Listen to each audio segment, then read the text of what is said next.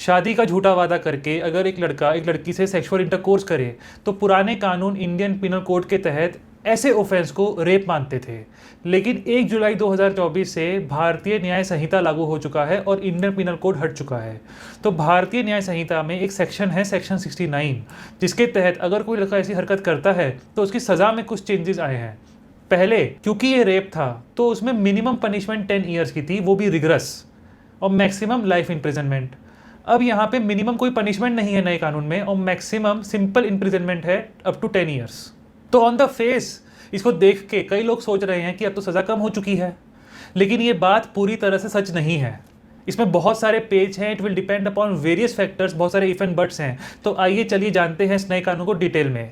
तो इसको समझने के लिए मैंने इस वीडियो को 4 भाग में बांटा है। पहला कि अगर कोई लड़का शादी का झूठा वादा किया है एक लड़की से और झूठा वादा करके लड़की की कंसेंट उसने ले ली, तो कंसेंट तो उसने ले ली, तो कंसेंट लेने के बावजूद भी इस ऑफेंस को रेप मानते क्यों थे पुराने वाले कानून में। दूसरा कि इस नए कानून की लैंग्वेज क्या है, चेंजेस क्या आए हैं असलियत में। तीसरा, झगड़ा क्या है, कन्फ्यूजन कहाँ पैदा होगी। और चौथा, उस कन्फ्यूजन का सॉल्यूशन क्या है। तो चलिए शुरू करते हैं। अगर मैं बात करूं पुराने कानून की तो section 375 Indian penal code rape के ऑफेंस को डिफाइन करता था, जिसमें वेरियस डिस्क्रिप्शंस थे, 7 डिस्क्रिप्शंस थे जो बताते थे कि कब एक सेक्सुअल इंटरकोर्स रेप हो जाता है। उसमें से दूसरा डिस्क्रिप्शन था विदाउट हर कंसेंट, यानी अगर सेक्सुअल इंटरकोर्स लड़की की कंसेंट के बगैर हो तो वो सेक्सुअल इंटरकोर्स रेप है। अब सवाल वहीं खड़ा है, कंसेंट बेशक बेवकूफ़ बना के लेकिन कंसेंट तो ले ली। तो सेक्शन 90 इंडियन पिनल कोड का कहता था कि अगर किसी ने कोई कंसेंट दी है और वो कंसेंट मिसकंसेप्शन ऑफ फैक्ट पे दी है तो वो कंसेंट होते हुए भी कंसेंट नहीं है।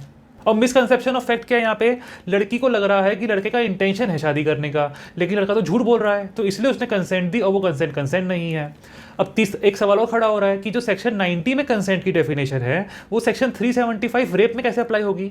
वो इसीलिए होगी क्योंकि सेक्शन 7 था इंडियन पिनल कोड का, वो कहता था कि अगर कोई एक्सप्रेशन इंडियन पिनल कोड में कहीं पे भी एक्सप्लेन्ड है तो वो एक्सप्लेनेशन पूरे कानून में, पूरे इंडियन पिनल कोड के हर पार्ट में अप्लाई होगी।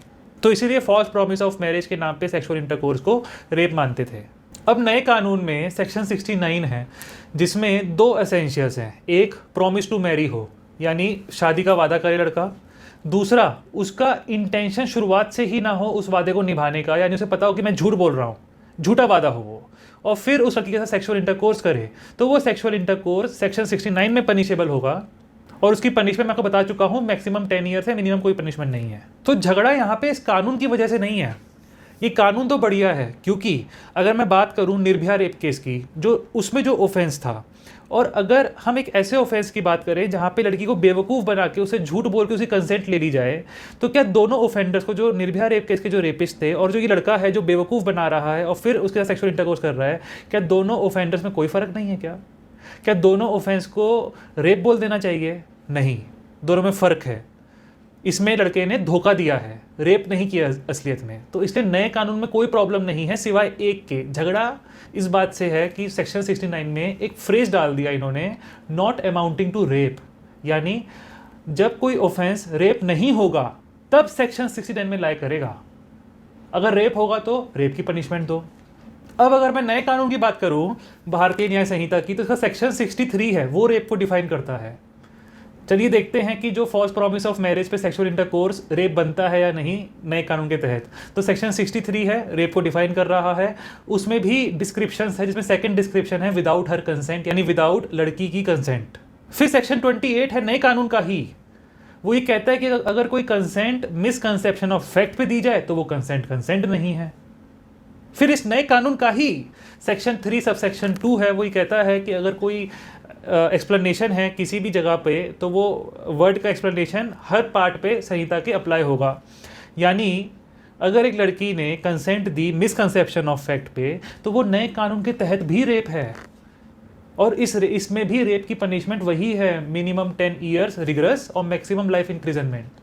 तो झगड़ा आप समझ रहे हैं, कोई भी कंप्लेंट आएगी sexual intercourse on false promise of marriage पे तो दोनों ऑफेंस इकट्ठे बन रहे हैं, सेक्शन 69 भी और सेक्शन 63 के तहत रेप भी, क्योंकि सुप्रीम कोर्ट की रूलिंग है 2019 की, Pramod Suryabhan Pawar versus state of Maharashtra, जिसमें जो ये हम देख रहे हैं consent on misconception of fact, तो कोर्ट ने कहा जो मिसकंसेप्शन ऑफ फैक्ट है वो देखने के लिए लड़के की इंटेंशन देखी जाएगी कि शुरुआत से ही खराब थी या नहीं। तो दोनों ही ऑफेंस सेक्शन 69 भारतीय न्याय संहिता हो या सेक्शन 63 जो रेप है भारतीय न्याय संहिता में, दोनों में ही एक ही एसेंशियल है, वो है इंटेंशन। मिसकंसेप्शन ऑफ फैक्ट के लिए भी इंटेंशन देख रहे हैं और सेक्शन 69 में तो लिखा ही इंटेंशन वर्ड है, तो एक ही बार में दोनों ऑफेंस। और सेक्शन 69 में लिखा है कि अगर रेप का ऑफेंस बन रहा है तो सेक्शन 69 अप्लाई नहीं होगा, यानी अगर दोनों ऑफेंस बन रहे हैं तो वो रेप माना जाएगा आज भी। एक तो है झगड़ा ये, और दूसरा जो इसमें ओपिनियन है झगड़े का वो ये कि इस तरह से तो कभी भी सेक्शन 69 अप्लाई ही नहीं होगा, और legislative intent in favour of section 69 दिखती है, क्योंकि ये नया प्रोविजन लेकर आई है। दिखता है कि पार्लियामेंट चाहती है कल को कोई भी ऑफेंस हो, फॉल्स प्रॉमिस ऑफ मैरिज पे, कोई भी सेक्सुअल इंटरकोर्स हो, तो उसको सेक्शन 69 में डील किया जाए। तीसरी बात, जो रेप है वो एक जनरल ऑफेंस है और सेक्शन 69 एक स्पेसिफिक ऑफेंस है, और specific law always prevails over general law. फिर 2015 में सुप्रीम कोर्ट ने उपेंद्र प्रधान वर्सेस स्टेट ऑफ ओडिशा में ये कहा था कि अगर दो व्यूज पॉसिबल है after the application of law, अगर कोर्ट के सामने दो व्यूज पॉसिबल है तो वो व्यू जो एक्यूज को फेवर करे वो कोर्ट मानेगी, यानी जो लड़के के फेवर में हो। इस केस में यहाँ पे क्या कंफ्यूजन है कि वो ऑफेंस रेप है या नहीं। जो यहाँ पे दो व्यूज है, दोनों में नेवर एंडिंग आर्ग्यूमेंट है, अगर ऐसा है तो फिर जो दूसरा व्यू है यानी वो रेप नहीं है वो कोर्ट मानेगी। ये दो झगड़े हैं और दोनों के जो आर्ग्यूमेंट्स हैं नेवर एंडिंग है, क्योंकि दोनों अपनी जगह पे पूरी तरह सही है कानूनी रूप से। तो उसका सॉल्यूशन क्या है? सॉल्यूशन ये है, दो सॉल्यूशन है। पहला ये कि सुप्रीम कोर्ट के सामने जब भी ये केस आए तो कोर्ट ये इंटरप्रेट करे कि ऐसा कोई भी ऑफेंस सेक्शन 69 में ही अप्लाई होगा नए कानून के तहत और रेप नहीं माना जाएगा। और दूसरा सॉल्यूशन, बेटर सॉल्यूशन है कि पार्लियामेंट अभी से एक एक्सेप्शन डाल दे रेप के ऑफेंस में 63 में, या फिर एक एक्सप्लेनेशन क्लॉज डाल दे 69 में कि अगर कोई sexual intercourse on false promise of marriage है तो फिर वो सेक्शन 69 में ही डील होगा और उसको रेप नहीं मानेंगे। ये एक एक्सेप्शन है, तो प्रॉब्लम सॉल्व हो जाएगी।